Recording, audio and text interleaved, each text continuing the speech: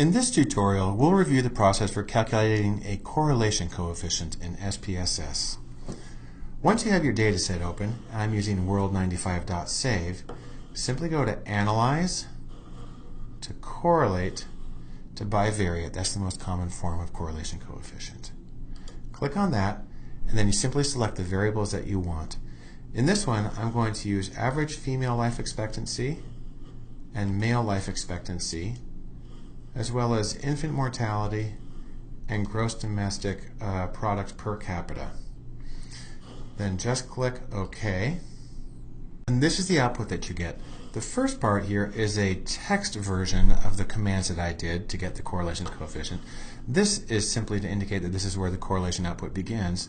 This right here indicates the data set that was used. That's the world95.save. And then this right here is the correlation matrix itself. It contains correlation coefficients. That's the Pearson correlation. That's a number that goes from 0 to 1, can be positive or negative. 0 indicates no linear relationship. Plus or minus 1 indicates a perfect linear relationship. This is at 0.982. It's a very high correlation. The second number is the sig two-tailed. That stands for the probability level or significance level. And if it's less than 0.05, the correlation above it is considered statistically significant. And in this case, it puts little asterisks next to it to flag that. The third number, the n, is the sample size, the number of cases that have data on both of the variables for that particular correlation.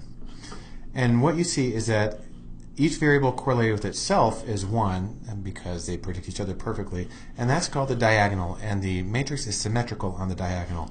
The 982 here is the same as a 982 that's hidden right here. The 642 right here is the same as the 642 that's up here.